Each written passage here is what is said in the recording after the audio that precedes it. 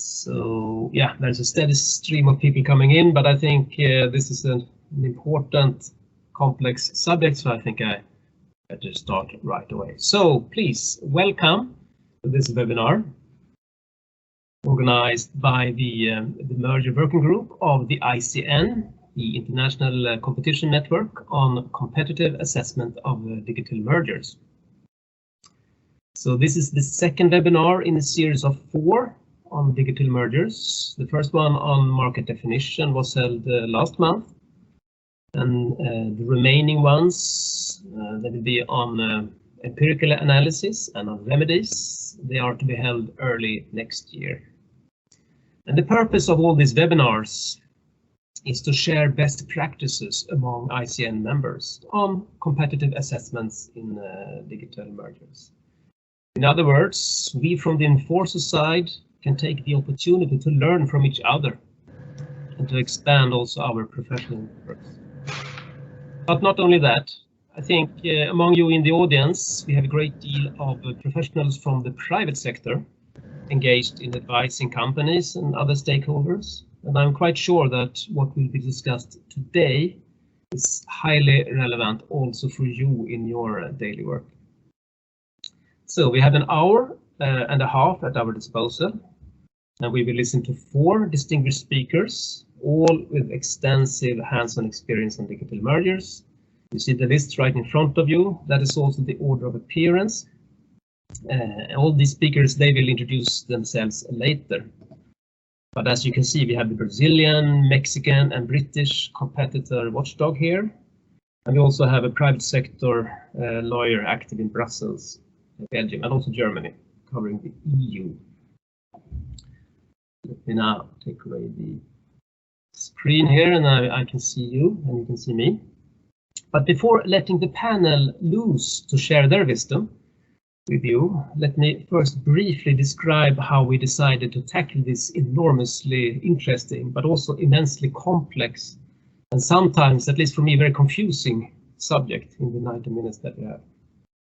But first, I have asked all speakers to actually talk about cases, since I think that is the most intuitive way to share experiences.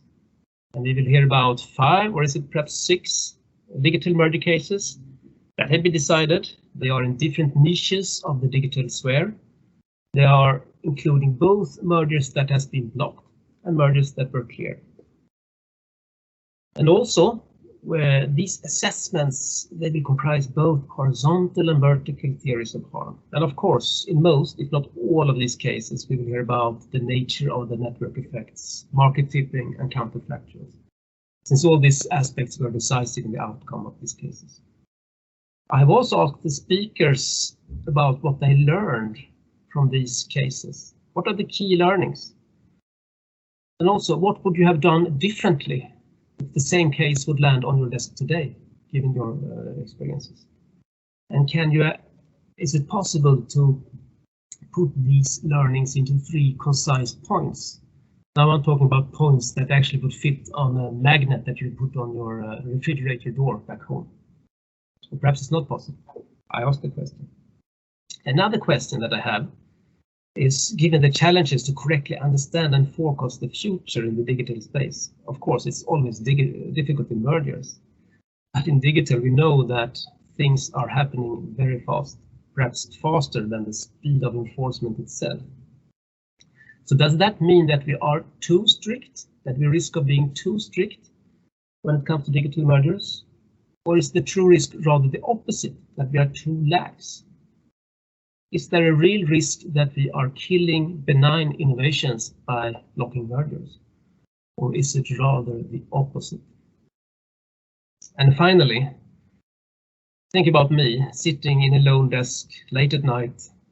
All colleagues have left, and I sit here struggling to understand a recently filed digital merger. And you have a sense of there being a serious competition problem. But the conventional market definition exercise tells you there is no overlap in the traditional non-digital sense, and hence no competition problem, traditionally speaking. But digitally, there might be one problem if you accept the idea of the presence of digital ecosystems.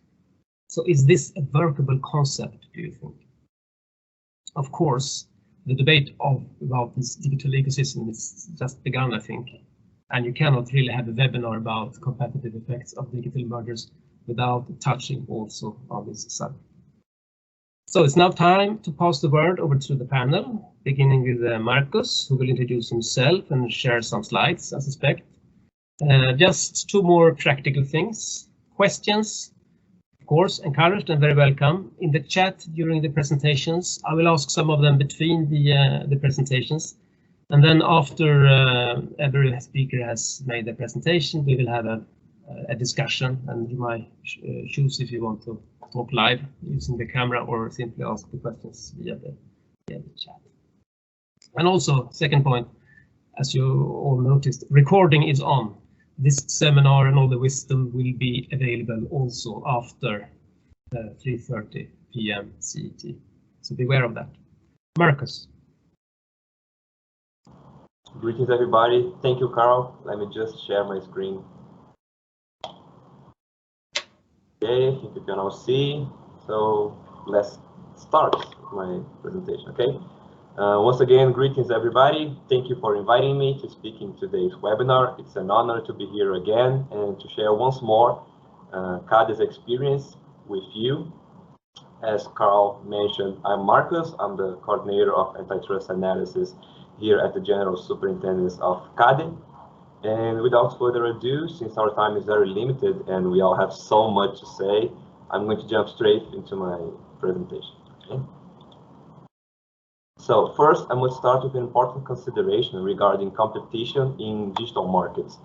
Given the existence of several business models, digital markets are often have blurred borders, what makes it sometimes very difficult to define a relevant market and therefore properly assess the competition for the purposes of an antitrust review. And in this scenario, CADE decided to focus its early efforts on understanding the market dynamics. And I'll show you a couple of examples to let you know what I mean. The first one I'm going to talk about is the OLX ZAP case. In this case, CADE dealt with the merger of two non-transactional online platforms. The former was a marketplace that offered classifieds for several different products, including real estate, while the latter specialized and provided only real estate classifieds. So, in other words, as the Superintendent General Office pointed out in this case, OLX was a platform that included online real estate classifieds, and ZAP was an online real estate classified platform. Both parties also provided CRM software for the real estate market, improving the efficiencies of advertising process by collecting, organizing, and managing leads. That is, the contact detail of prospects who showed interest in renting or buying property from several different sources. Considering this, CADE's review would therefore need to comprehend the dynamic of the online real estate classified services. And in this case, CADE first noted that property owners can count on different and not mutually exclusive means to publicize their properties for sale or rental to prospects. They can also do it directly and or through a hired intermediary, like a real estate broker or an agency. Prospects also have different means to find a property. They can do in-person visits, check on printed newspapers, classifieds, hire a estate broker, make use of search engines or social media, access a specialized or non-specialized digital platforms. So we had to take all this into consideration.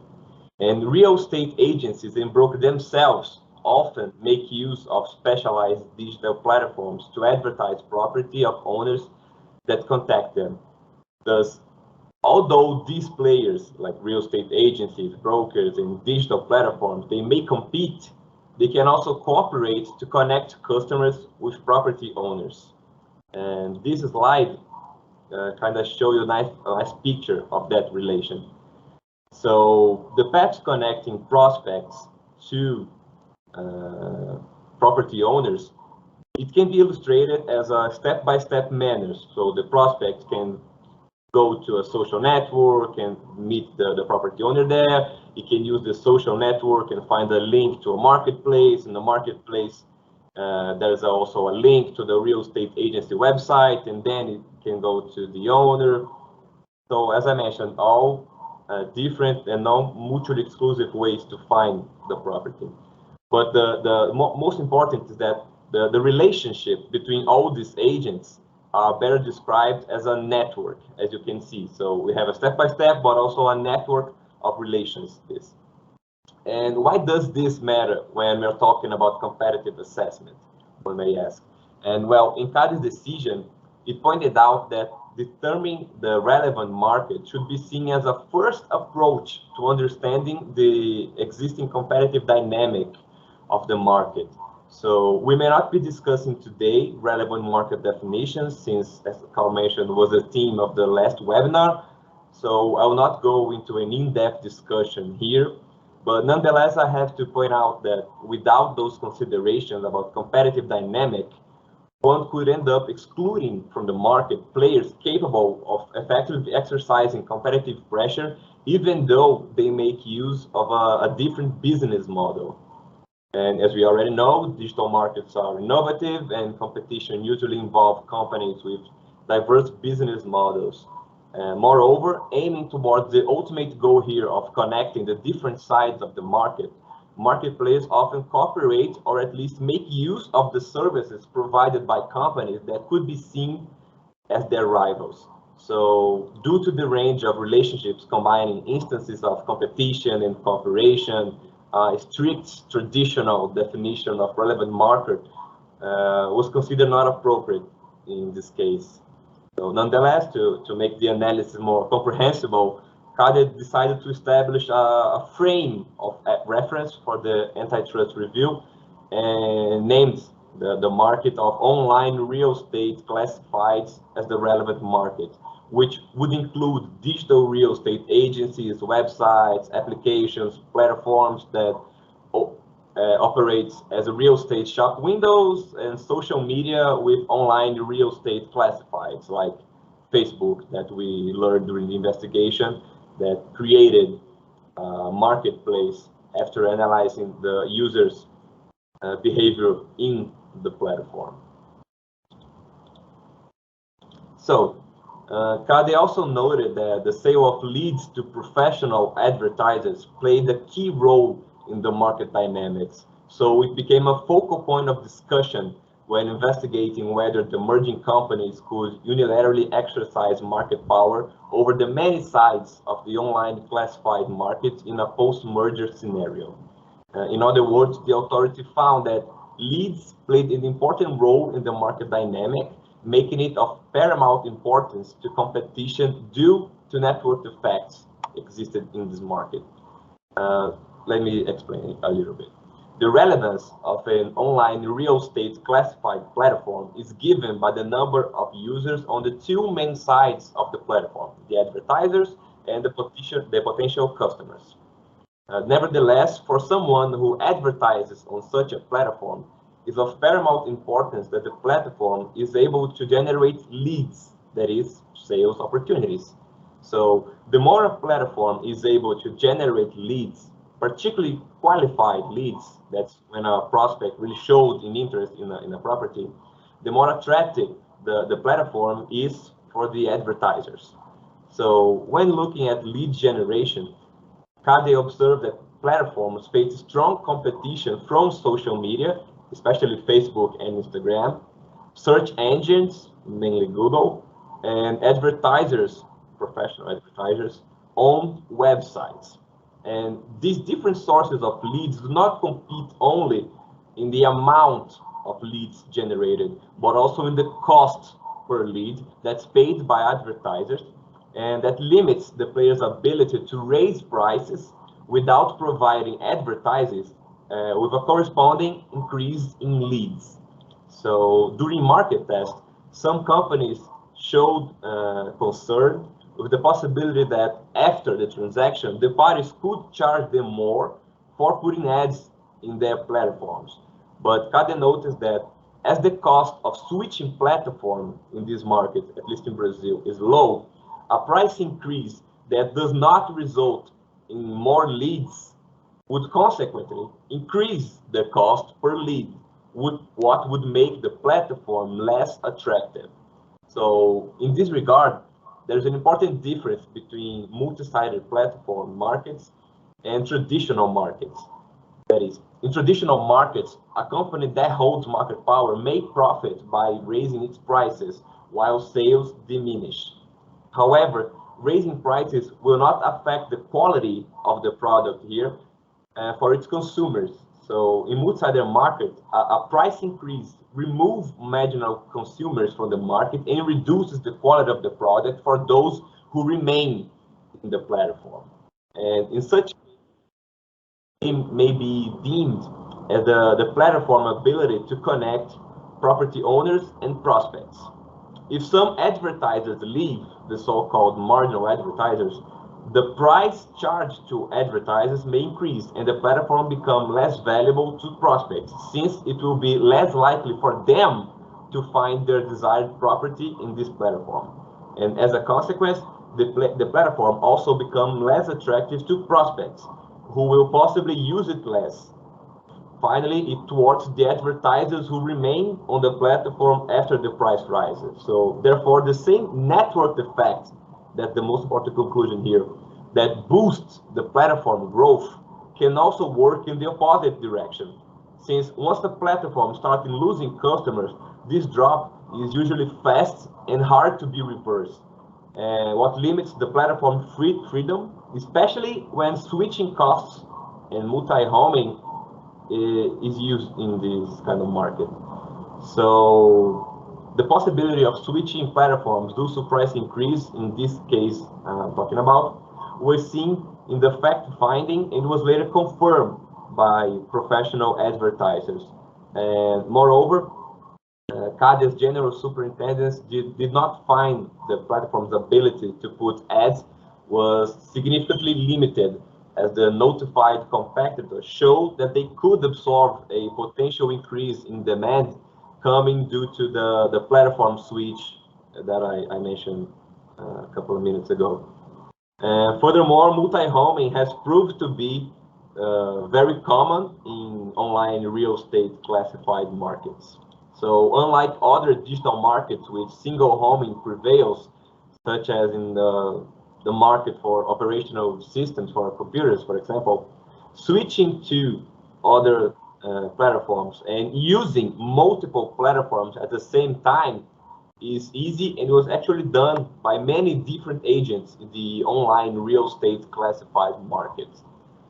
Since multi-homing allows customers to compare the performance of several platforms and make more informed choices, CADE found that multi-homing stimulated competition and could mitigate potential attempts of unilaterally exercising market power. So this was just a part of CADE's analysis in this case, but considering what I was at to talk about today, I believe those considerations regarding this case would suffice. We can discuss other aspects of the case in a later opportunity, maybe even later today. But what's important here is that in the end, after 5 months since it was originally notified, the merger was cleared without conditions, mainly because of the network effects that was assessed in this case. This 5-month period may make some of you wonder if all digital merger cases end up being this complex and are subject to deep and sometimes unusual procedures that I just mentioned. And I'm pleased to say that that's not always the case. Thankfully, there are other merger cases that, even though are not suitable for CADE's fast-track procedure, for example, the analysis end up being less time-consuming, even when facing markets with relevant network effects. That what I'm going to talk about real quick in this other case right here.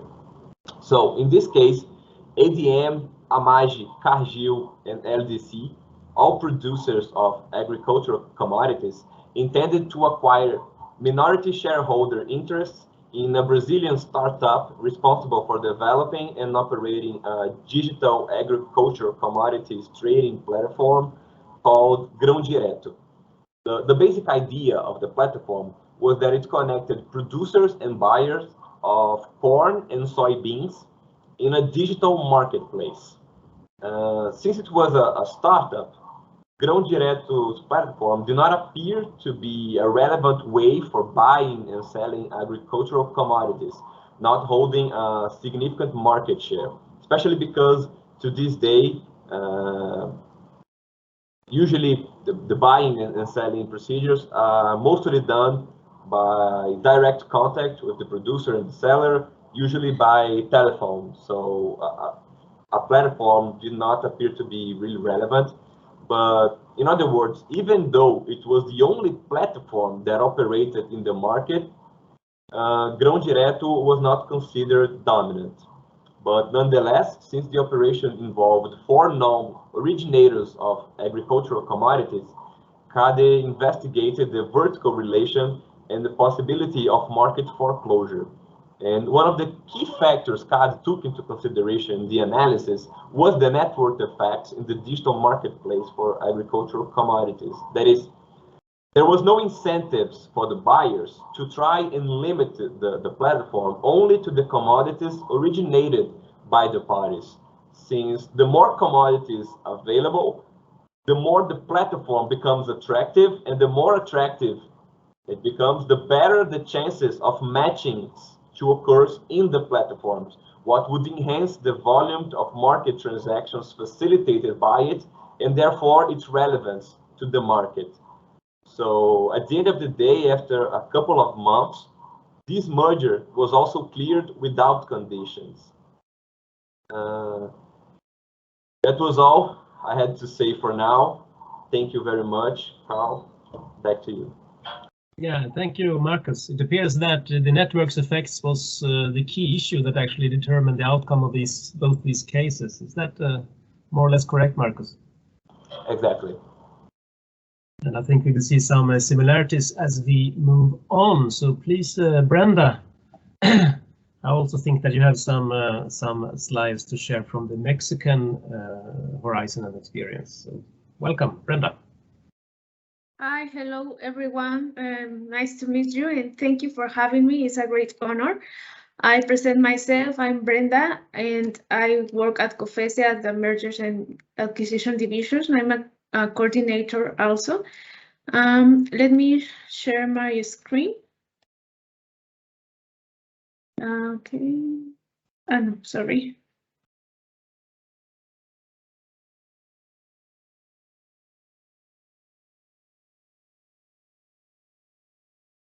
Now, can you see my screen?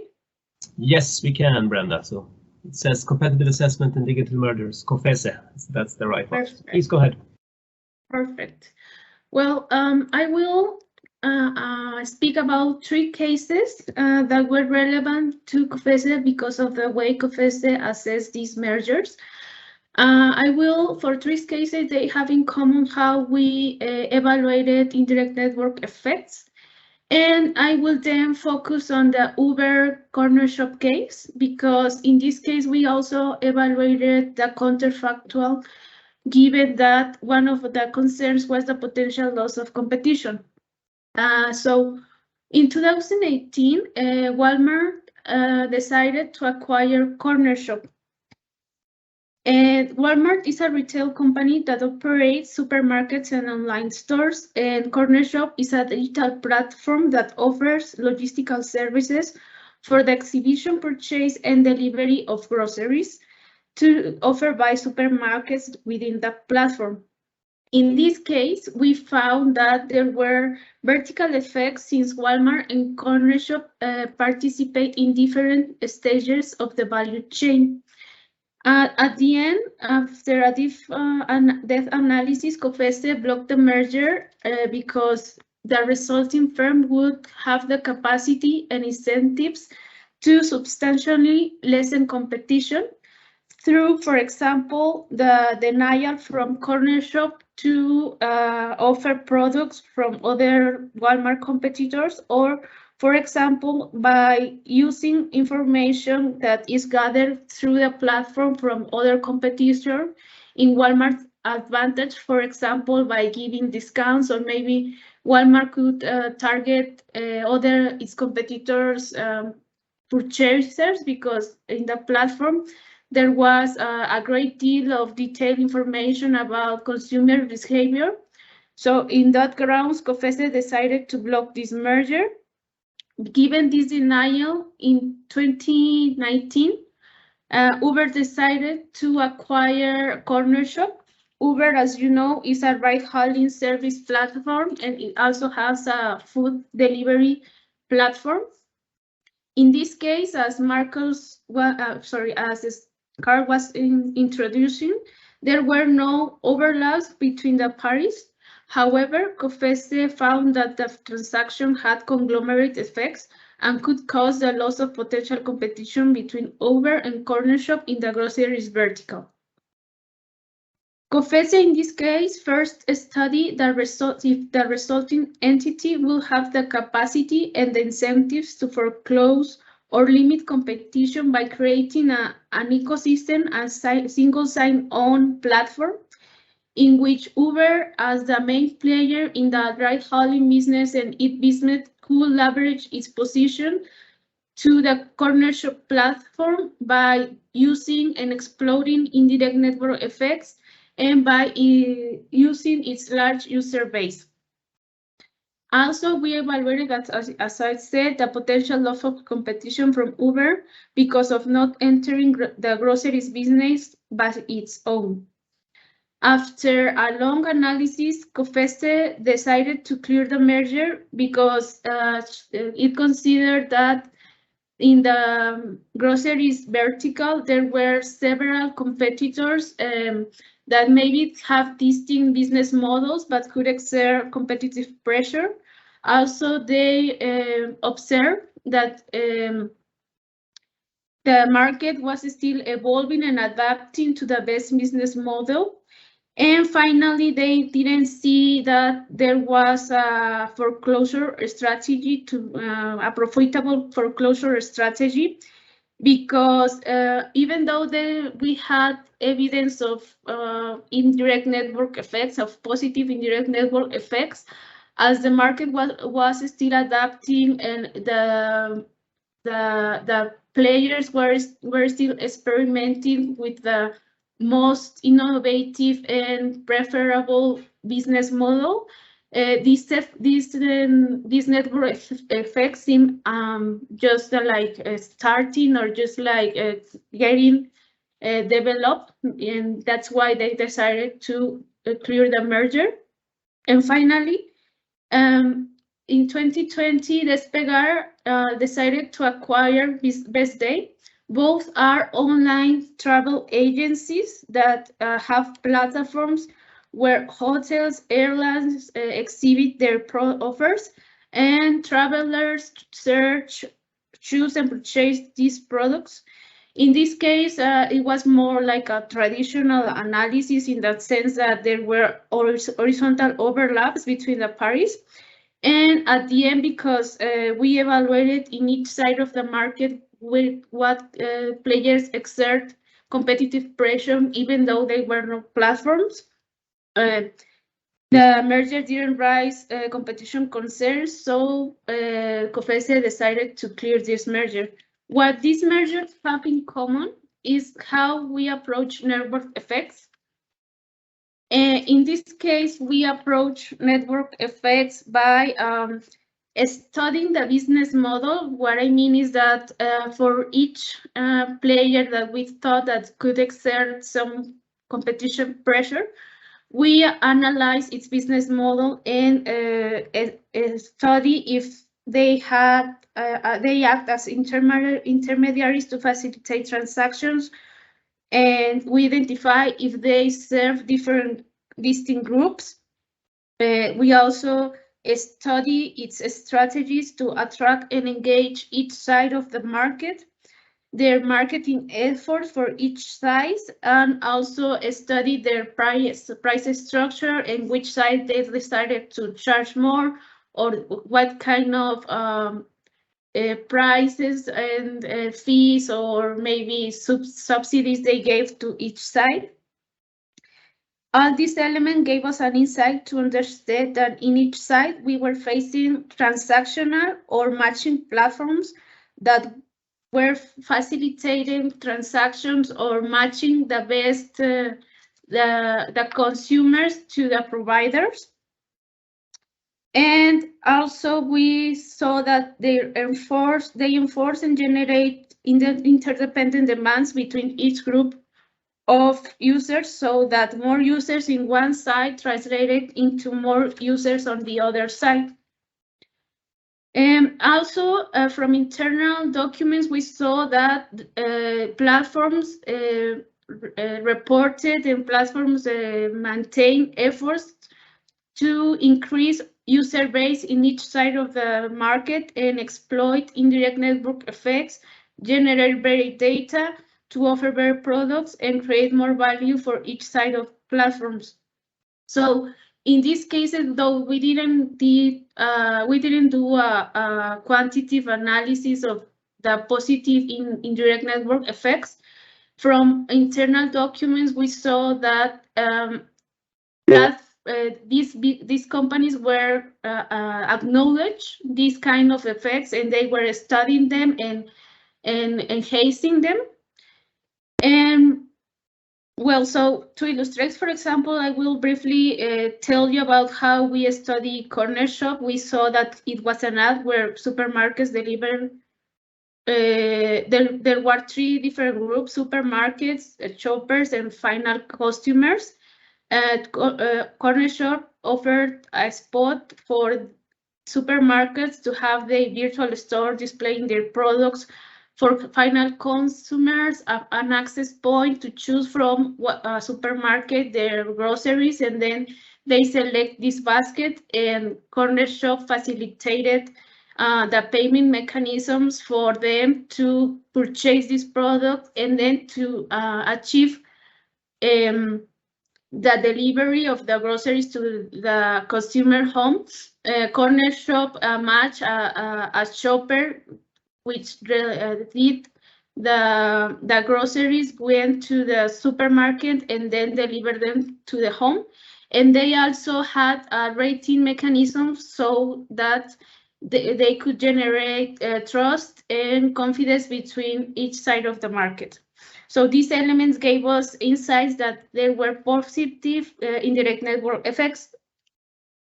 Now I will talk about what we analyzed in the counterfactual in Uber Corner Shop case. We saw that from internal documents, there was a likely probability that Uber could have entered the market of the groceries business, given its current plans. So by acquiring Corner Shop, it would avoid competition if it would avoid competition, intense competition, innovation, because with acquiring Corner Shop, it would cease to effort and to compete by itself. So what we did was to establish a counterfactual and asking what would have happened if Uber had entered organically to the market. And I think that it seems like a very arbitrary analysis, or it could seem like that we are like just guessing and making a speculation that it might never happen. And even if the merger wasn't going to consume, no, it wasn't going to happen. Maybe Uber, even if had entered the market by itself, it wouldn't be successful or a real competitive pressure. However, I think that there are some questions that have answers that are tangible, that can be analyzed and improved. So in this case, we investigated based on internal documents if Uber had the commitment, incentives, and capacity to enter the market. We also based on information provided from third parties and information is about the current state of the market. We saw that there were other competitors that had businesses related to the groceries business that could exert the same competitive pressure that Uber would have exerted. And also we saw that as I was saying at first, that the market was very dynamic and that the market was very innovative. So maybe the COFECE thought that the potential loss of competition that from Uber wasn't that relevant, given that this market was still evolving. There was still room for new entrants, and there was evidence of entrance of current competitors that could exert some kind of pressure. So that's my presentation. I want to just close by saying that I think maybe facing digital markets, it could seem as a hectic journey, because it seems like it requires a great deal of quantitative analysis, or requires a great deal of time and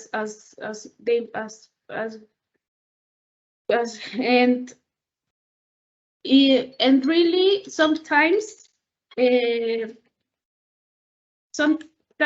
it's just about understanding the market, understanding the business model, and with that, and with some argumentative line, you can still have other tools to tackle and analysis this kind of merger and still make informed decisions.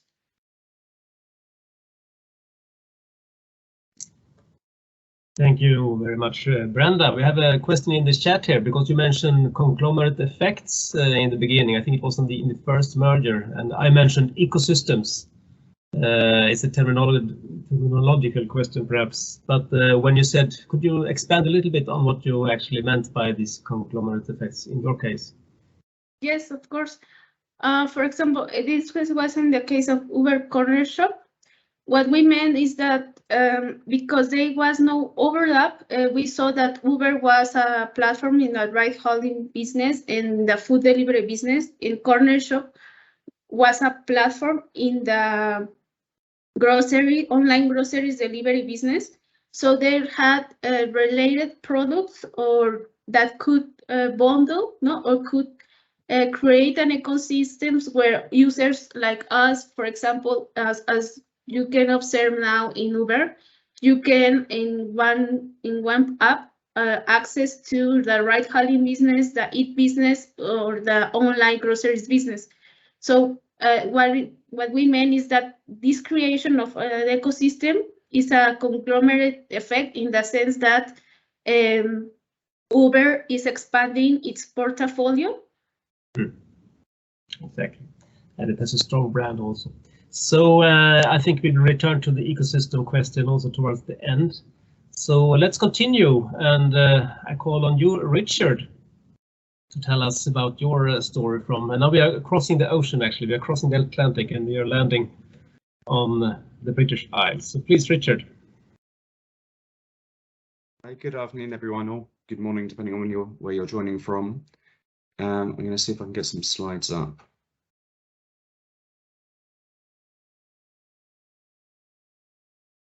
Indeed, they are there. Yes, that works. Yeah. Perfect. Very good. So I'm going to give you a bit of an overview of the CMA's recent digital mergers activity. I'm going to explain our approach and the tools that we use to assess digital mergers. And then, as you mentioned at the beginning, Carl, I'm going to focus in on one particular recent decision, which is the Meta Giphy decision, to try and put some of that into context. So in terms of the background, so post-Brexit, the UK now has jurisdiction to review certain large cross-border mergers that would previously have fallen within the exclusive jurisdiction of the European Commission. And that includes a number of mergers in the digital space. A lot of those are obviously global in scope. So at the CMA, we've adapted our approach and we've enhanced our ability to conduct sophisticated merger reviews to assess these digital mergers. And you can see on the slide there some of the work that we've had regard to. So there's some work there by Leah, an ex-post assessment of merger control decisions that we've taken previously in digital markets, and a more recent report by ECA Economics on vertical mergers. And those ex-post pieces of work are really helpful because it allows us to take stock of how we have previously thought about mergers in this space, and where there might have been gaps, where there might be theories of harm that we might have missed, or relevant evidence that we didn't gather. And we can take that on board now in designing our investigations for mergers that we're currently looking at. So we've also developed our understanding of the functioning of digital markets. Marcus mentioned earlier the importance of understanding market dynamics, and I completely agree with that. We've worked really hard across both our mergers case work and also our non-mergers work. So one big piece of work was the online platforms market study. So that was a piece of work done under a different tool, not a mergers tool, but nevertheless gave us some really important insights into the operation of online platform markets and digital advertising. And then, taking all of that, we've then made some significant updates to our substantive guidelines. So the merger assessment guidelines are our key substantive guidelines for mergers. And we revised those towards the beginning of last year. So we now explain more clearly how mergers can affect competition in two-sided markets, the relevance of network effects. There's new passages on how we assess losses of dynamic competition and innovation theories of harm. And we've also removed the presumption that vertical mergers are less likely to be anti-competitive. Experience has shown that vertical mergers and conglomerate mergers can be just as harmful for competition. And so we considered it important to put them on an equal footing with horizontal mergers in that respect. So we've also made some structural changes internally to assist us in our capability to assess not just digital mergers, but all mergers. So we've increased the size of the mergers team. We've enhanced our specialist capabilities. So the data technology and analytics team is now a very significant team within our organization, assisting across a range of different areas, but specifically in mergers, we often have members of that team embedded into the case teams to advise on technical aspects of the analysis in digital mergers. Equally, the RBFA team, the Remedies Business and Financial Analysis team, they also have specialist experience in understanding things like modelling and the finance underpinning transaction rationale, for example.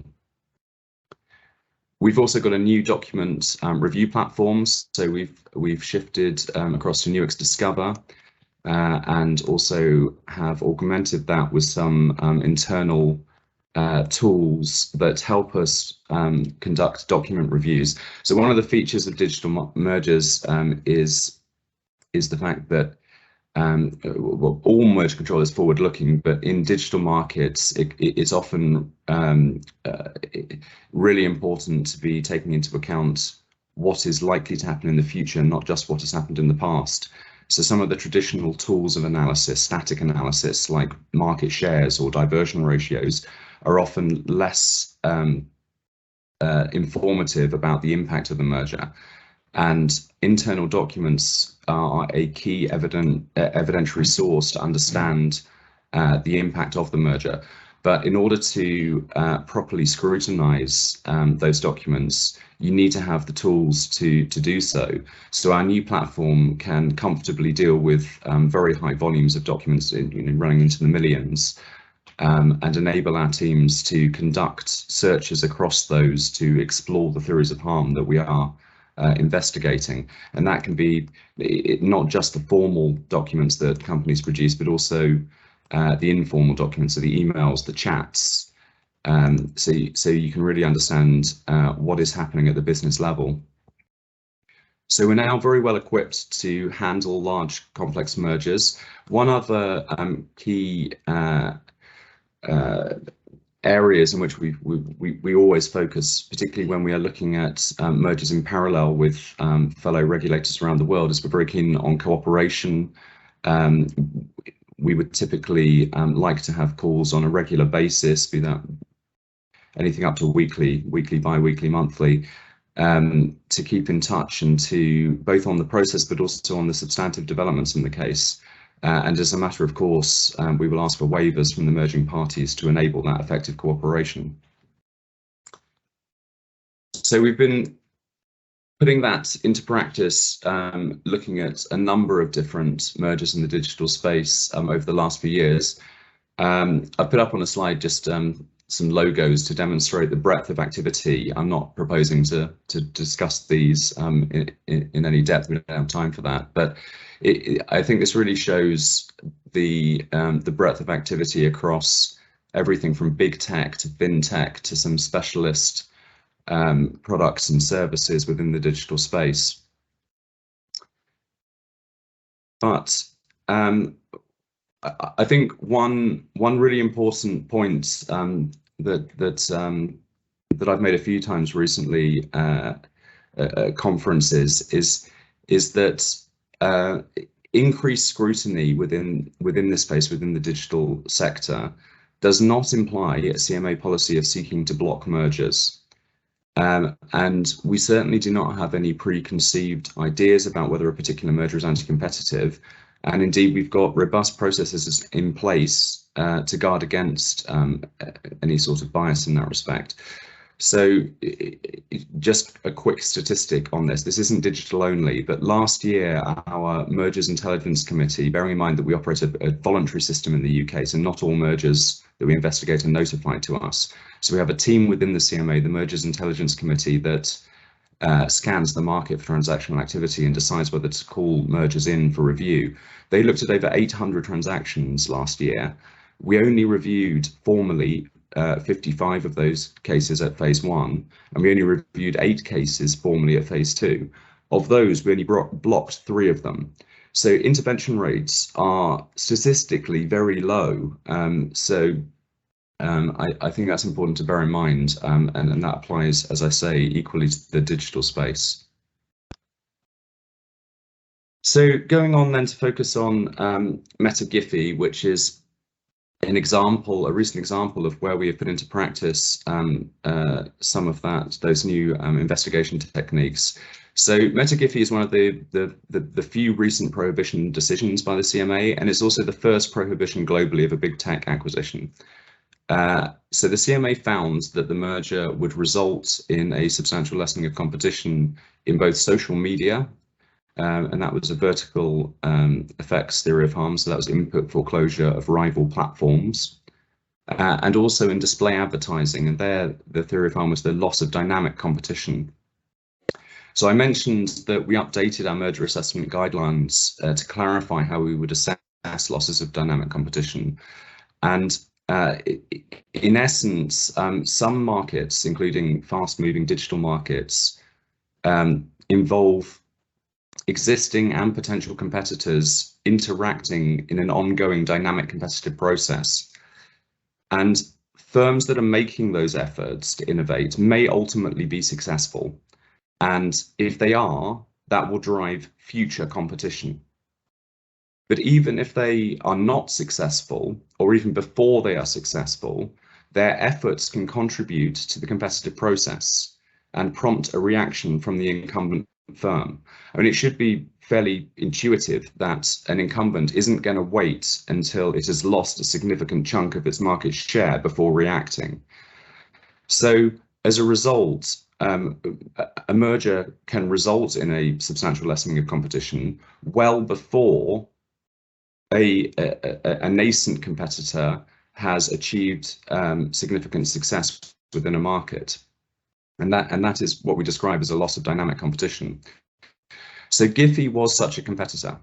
It had already achieved a strong position as a leading provider of GIFs. So GIFs are short, soundless, looping videos that you can insert into social media. And Giphy was facilitating billions of GIF searches globally every month. It had also developed a very innovative GIF-based advertising product that was used by a number of leading international brands such as Pepsi. And in the context of the merger, Meta required the termination of all of those advertising activities. So how did we look at it? Well, we gathered a significant volume of evidence. I mentioned before about the importance of forward-looking analysis. Forward-looking analysis is not speculation. It is evidence-based assessment, and we gathered a lot of evidence, including over 280,000 internal documents from the parties and extensive third-party evidence, including documentary evidence. And in the assessment, we ultimately concluded that indeed the merger would result in a substantial loss of dynamic competition on the basis of a number of factors, including the structure of the market and Meta's significant market power in display advertising, Giphy's strong position as a leading provider of an important social media engagement tool, so GIFs, Giphy's efforts to develop and expand its innovative advertising product, which would have competed against Meta for display advertising revenues, and Meta's incentives to respond to that competitive threat. So our decision, we took the decision originally towards the end of last year. Meta appealed that decision, and the Competition Appeal Tribunal endorsed our framework for analysis. So the case was remitted to us for reassessment due to a procedural issue, but the CAT was clear that in substantive terms, the analysis that we conducted was appropriate. So the CMA conducted the remittal within a 3-month period and reached a final decision last month, which found an SLC on both the vertical and dynamic grounds. And we concluded that the only effective remedy would be the full divestment of Giphy. So it's a very significant decision, both in terms of being the first prohibition of a big tech merger, but also for its articulation of the dynamic competition theory of harm. But as I mentioned, it does not signal a general approach from the CMA to prohibit all big tech mergers. Every merger is obviously assessed on the facts. And going back to my previous slide, we've cleared a number of other mergers in the sector recently. So Google Looker, Amazon Deliveroo, Facebook Customer, Microsoft Nuance, all examples of clearances. But we will continue to scrutinize digital mergers to make sure that they do not harm competition to the detriment of UK consumers. So those were the comments I wanted to make. Carl, I don't know if there are any questions from any of that. Thank you very much, Richard. Of course, lots of questions, but I will be brief also. Perhaps only one thing. I asked at the beginning whether there was a risk of being too strict or too lax. And if I understand you correctly, it's not the case. It's definitely not the case that you are too strict, according to you in the UK. But are you too lax, you think? Because all this number of mergers that you actually have cleared?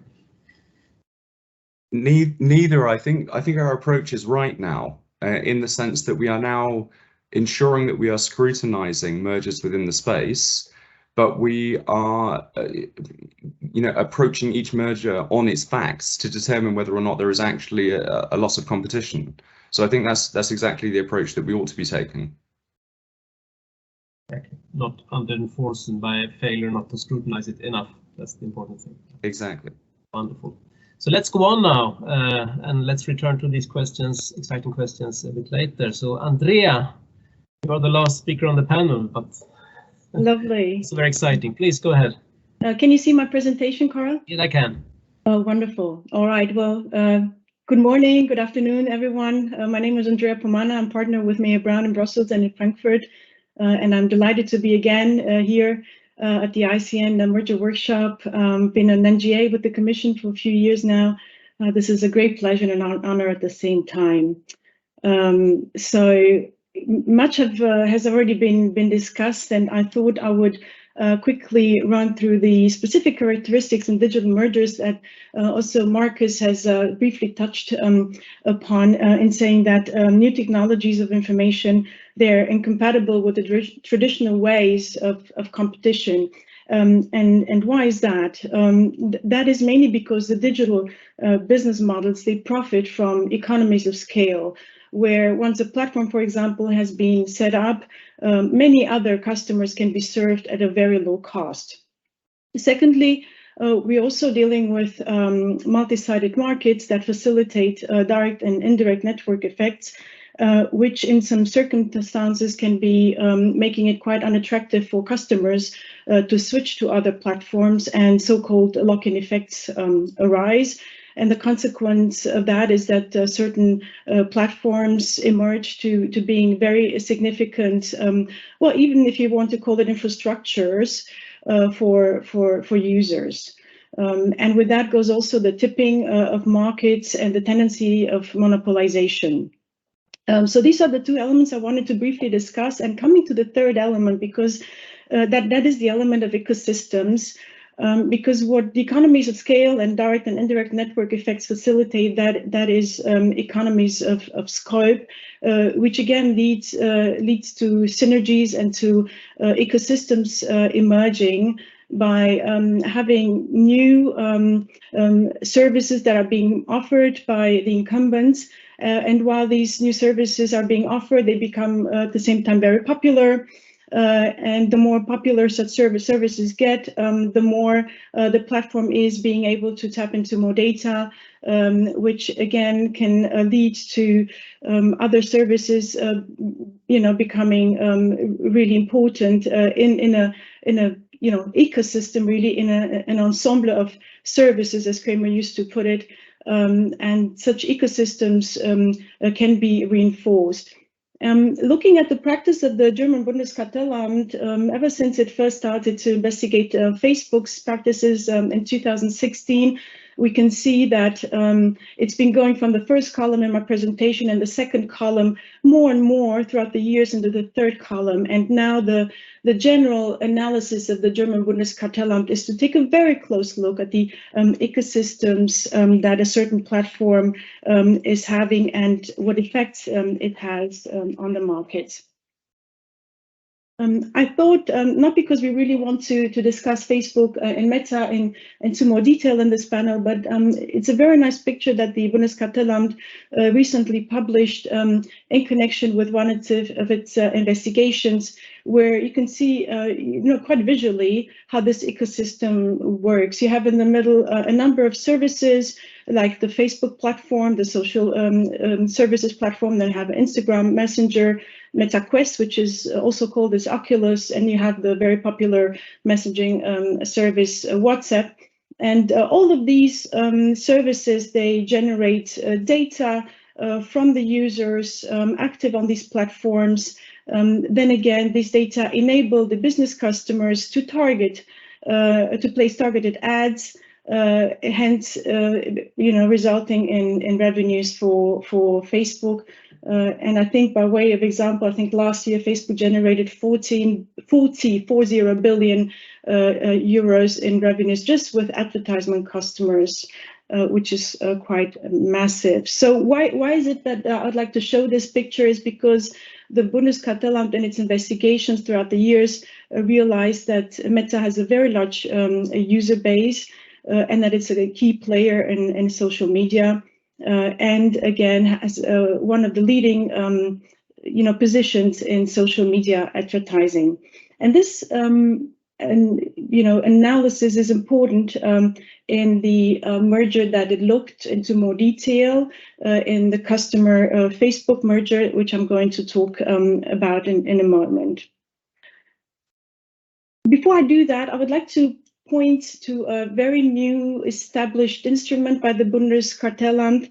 We've been discussing, my panelists have discussed how important it is to learn about the business practices and business models of the digital tech companies, not only merger cases, but also non-merger cases. So because in Germany we realized that it takes really years for a case to be processed, the German legislator last year introduced a new instrument for the Bundeskartellamt in the so-called 19A proceedings, upon which the Bundeskartellamt does not need to establish a dominant position of a company, but it may analyze and find that a certain big tech company or a certain tech company is of paramount importance across several markets in an ecosystem. So what it can do is in a two-step process, so to say, designate a certain company as having paramount significance across markets without having to evidence that it is indeed dominant in a certain market.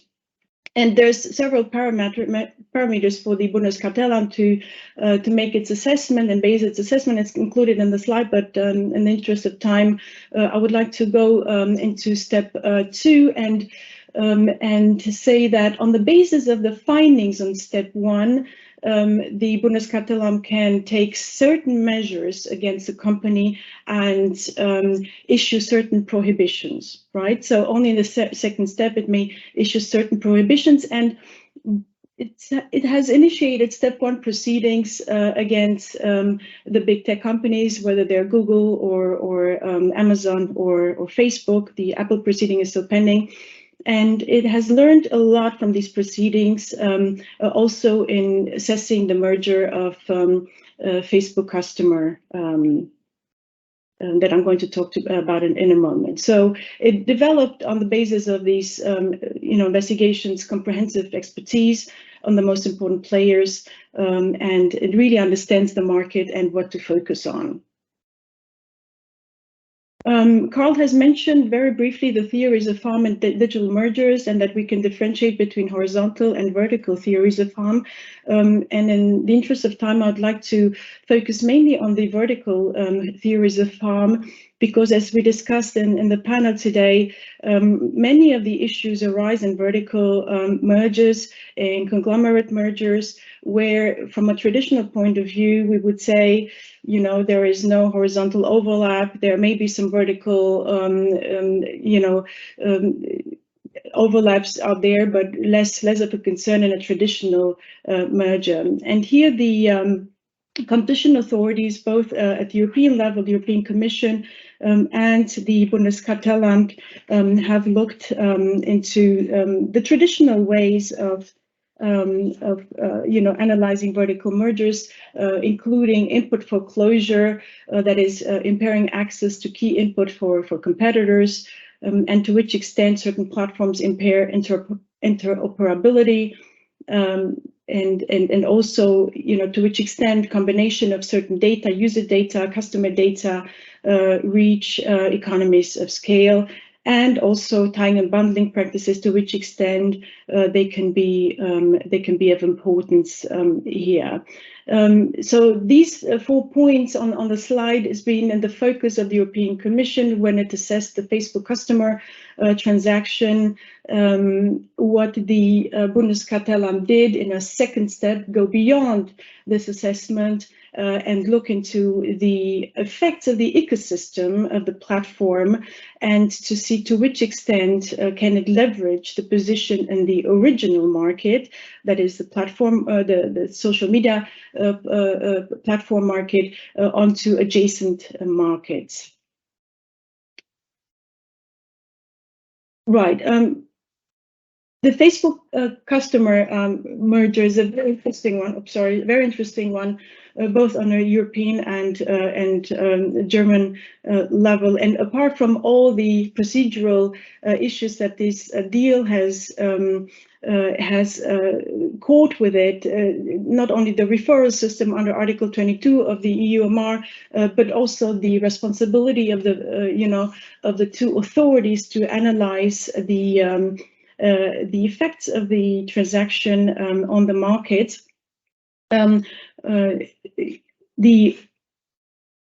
The relevance for the substantive assessment of this digital merger have been actually quite important. So what are the key facts? Customer, you may have heard of it, is a very small, innovative, but fast-growing provider of customer relationship management software, and it provides its services based on a cloud. It is, if you want, if its services, it provides a service as a SaaS, that software as a service, where the service is not located physically in the IT infrastructure of a company, but customer offers the service online with certain access options for its business customers. So what customer does, it bundles various communication channels for its business customers. For example, that want to engage with their own customers by answering questions, solving certain problems. And it bundles all of this messaging and communication channels by means of WhatsApp, Instagram, Messenger, Meta's Messenger. And these three communication channels are used by are used by also customers' rivals. And the European Commission realized that these messaging channels are important means through which business customers of customer are interacting, right? So it's an important input for customer service and support CRM providers. Now, the European Commission has been looking into mainly three key questions in this deal, and I'm going to mainly focus on the first one, but also mention briefly the second one, the second and the third issue. So the European Commission here looked at the incentive of Meta to foreclose the rivals of customer.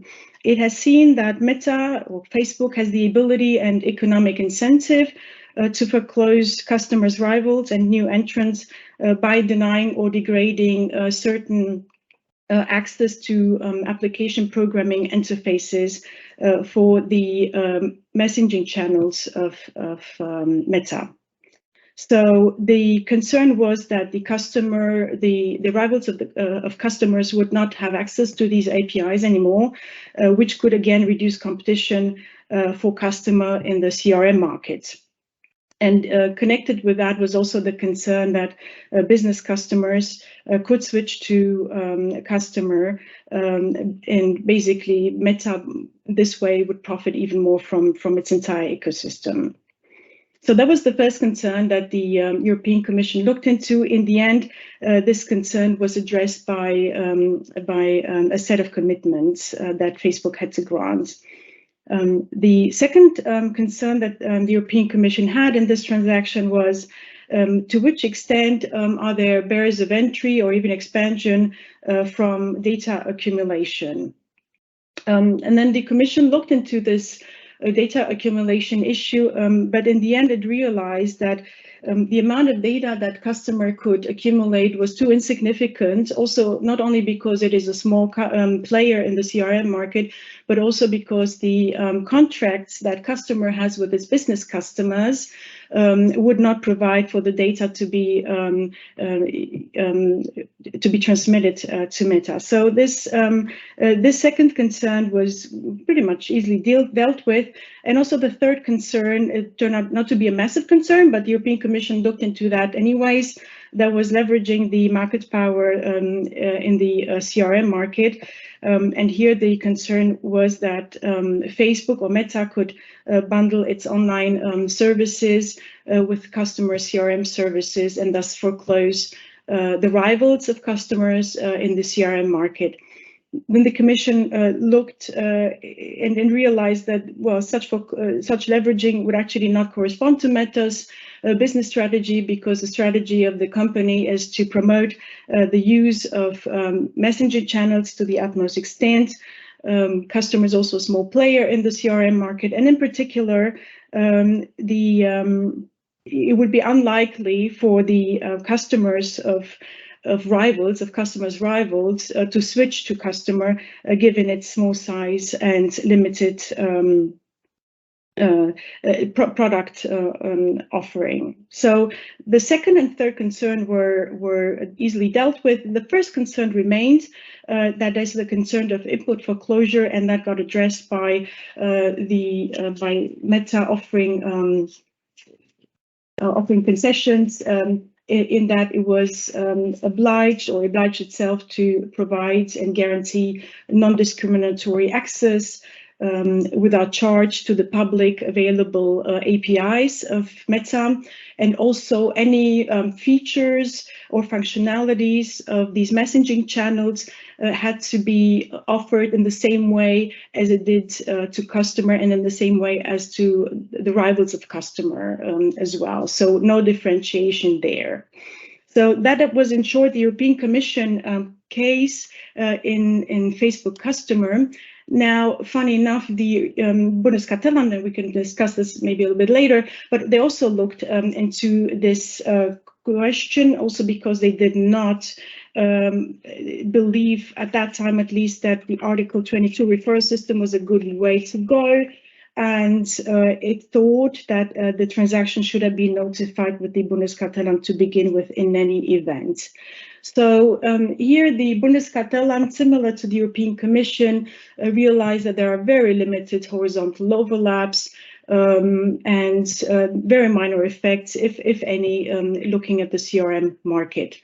However, what the Bundeskartellamt looked into in closer detail is Meta's ecosystem, or Facebook ecosystems, and its significance for the overall strategy, in particular in this transaction. So the concern was, to make it very short, is that Meta's entire ecosystem would be strengthened even more, its market position would grow even more, and that would enhance Meta's or Facebook's position in social media online advertising, which is already very grand. Unlike the Commission, I have the impression from what is publicly available that the Bundeskartellamt had a bigger issue with the access that Facebook would receive post-transaction to customers' data. And again, the Meta gaining an additional advantage through such accumulation of data. The Bundeskartellamt also looked into this other service that Facebook is offering, Meta Shop, you may have heard of, that can also offer some minor CRM services of customer post-transaction that it did not offer to begin with. And both this element and the element of access, additional access to data, could pose an influence, or could influence Meta's ecosystem for Meta's positive way, and have an impact on the social media online ads that Meta is offering. In the end, the transaction got cleared. It's important to say that with unease from the point of view of the Bundeskartellamt, but it realized that under the current rules, it could not prohibit the transaction, and it could not establish, given the size of customer and the analysis and evidence at hand, that customers' offerings would be so significant as to establish with the necessary probability that a prohibition would be granted. I included a slide at the end, Carl. I'm not intending to speak about this, but we've been talking about this in our discussion, also preparing for the panel, and many of these points have already been discussed today. So this is merely as a suggestion for some questions maybe, or something that we could address in the panel, because you know, this is something that everyone is dealing with, not only the competition authorities, but also we as a practitioner. You know, how do we deal with efficiency differences? You know, how do we analyze the prospective effects of a merger? What is the forecast period here, for example? How do we deal with uncertainties in digital markets? How do we deal with potential loss of competition or loss of potential competition? The counterfactual that Brenda also mentioned today and on our preparatory discussion, and also importantly at the European level, would we really need to revisit the test of a significant impediment on effective competition, also because of a recent judgment we have at the European Court level in the CK Hutchinson case. And I'll leave it to that and go back to you, Carl. Thank you very much, Andrea. I'm just curious about this because you have some extra tough regulation in Germany, the 19A Act you mentioned in the beginning. Is there any, or perhaps this is a stupid question, but is this possibility and some kind of overlap there? Is if you foresee some anti-competitive effects that would be a likely outcome of a merger, could anyhow be prohibited under your step 2 there in the Bundeskartellamt scrutiny? Yeah, well, so a merger could not directly be prohibited under step 2 under 19A, but certain doings of a company would be prohibited. For example, granting access, they would be obliged to grant access. They would be prohibited to not grant, you know, non-discriminatory access. They would be, you know,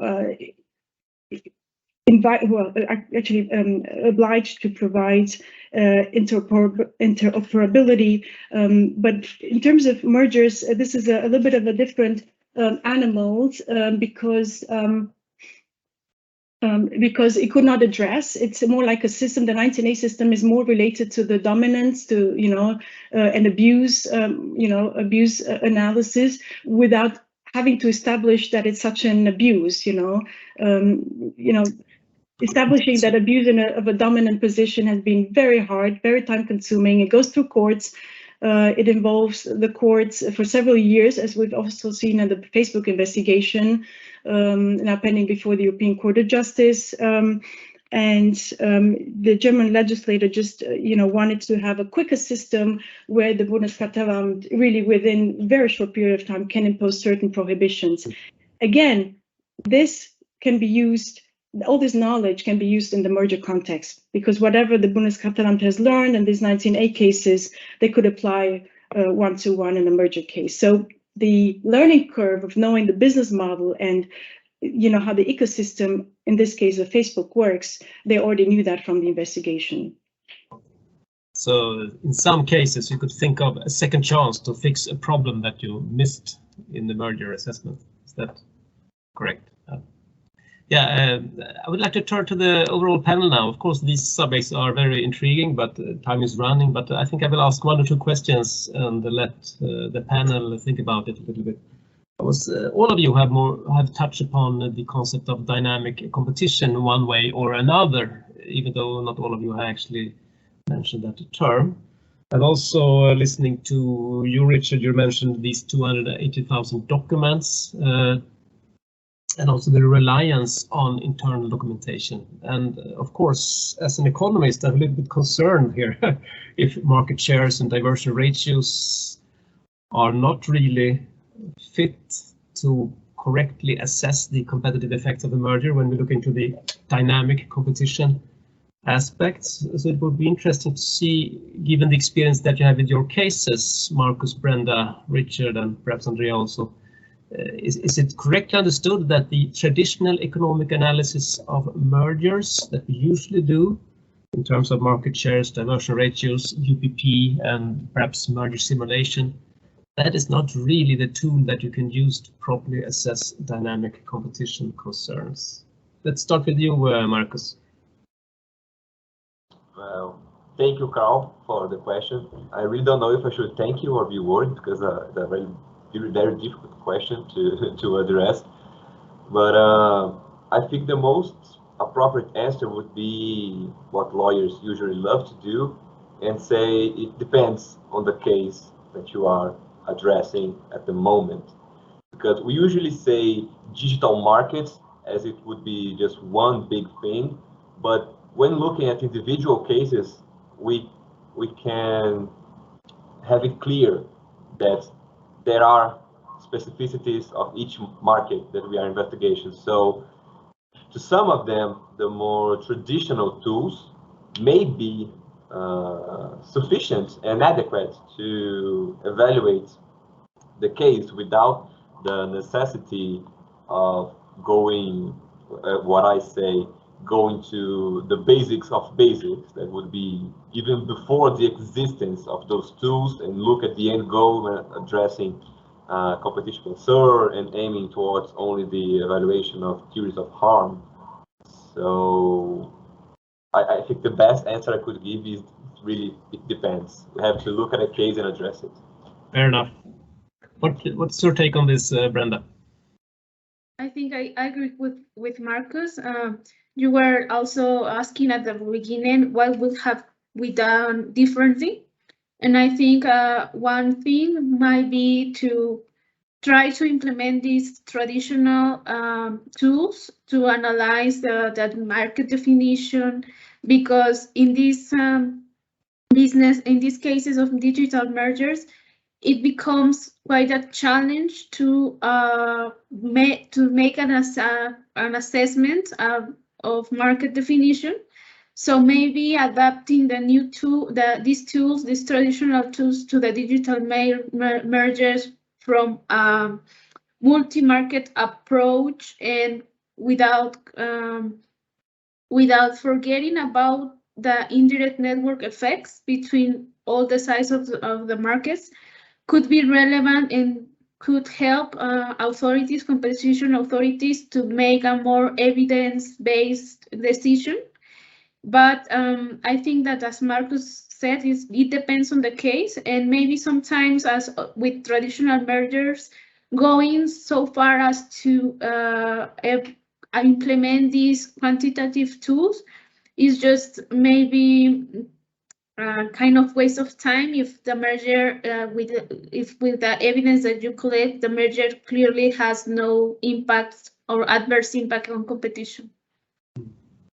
And you, Richard, I noted in your slide that you mentioned a lot of specialists. You're computer scientists, you're specialists into platforms and so on. A lot of technical stuff, and of course a couple of lawyers, but do you still have economists on board? Yeah, very much so. I mean, a few observations. I mean, first of all, what I think I said earlier, traditional tools are not irrelevant. They just may be less informative.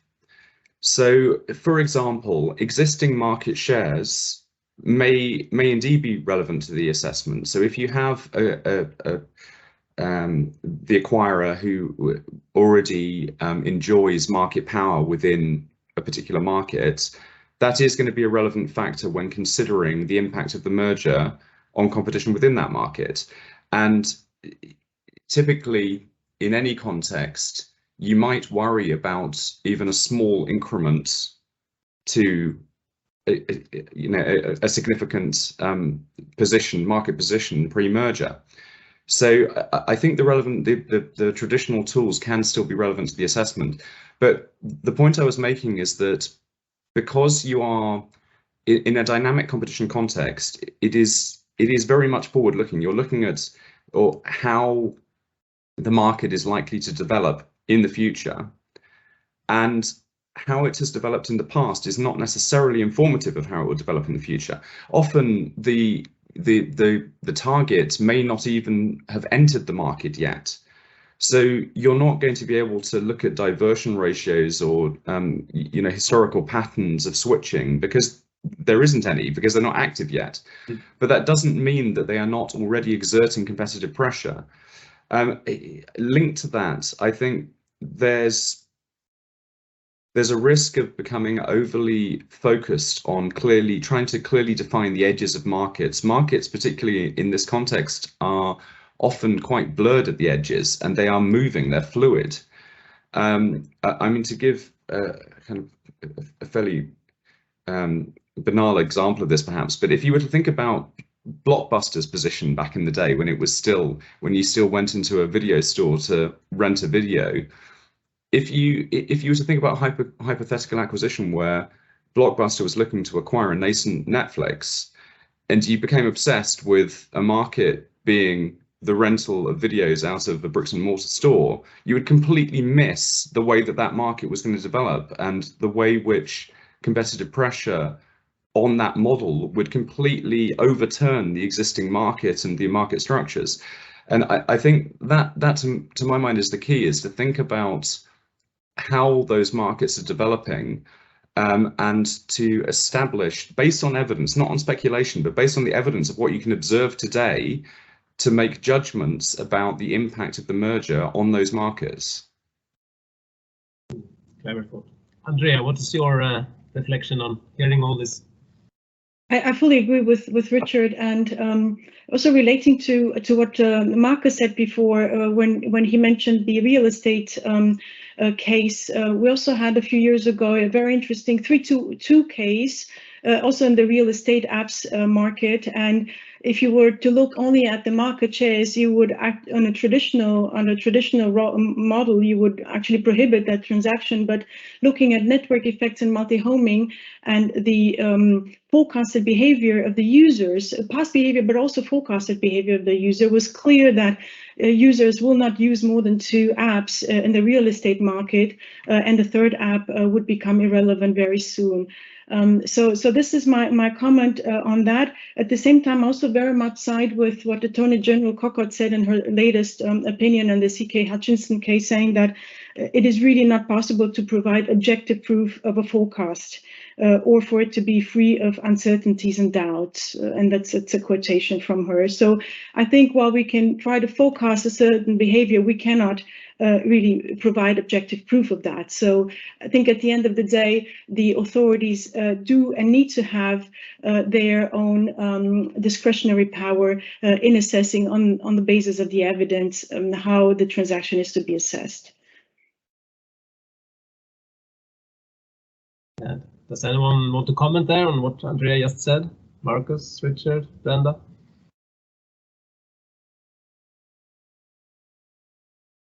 Yeah, time is also short now, and the chat is quite silent, so I guess we are simply overwhelming the audience with all our wisdom.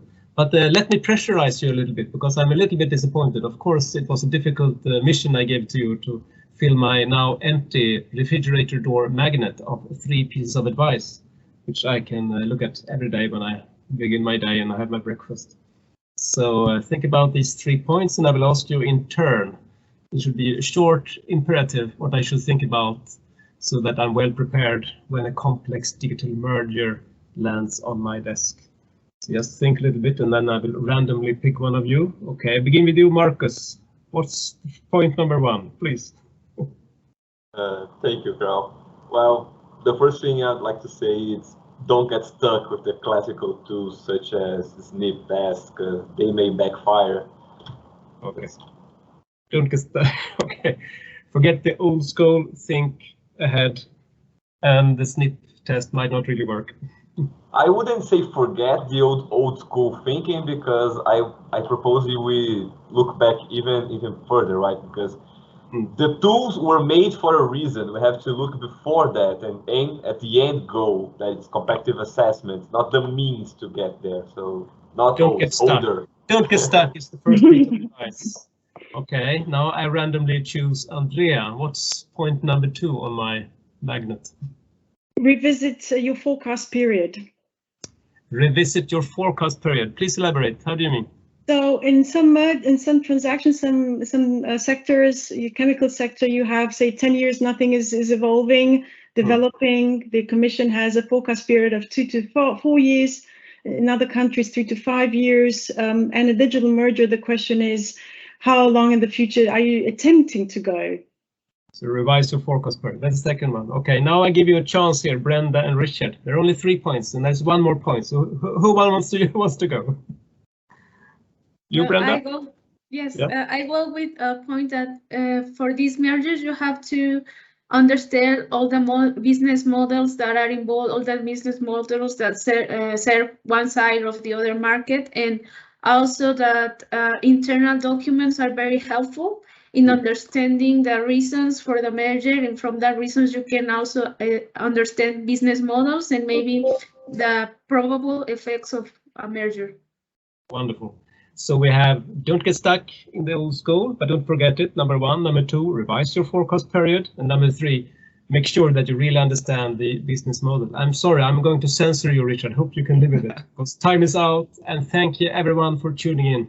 And you will find this also online recorded. So thanks to everyone. Take care and good evening, good morning, or wherever you are. Bye. Bye. Bye.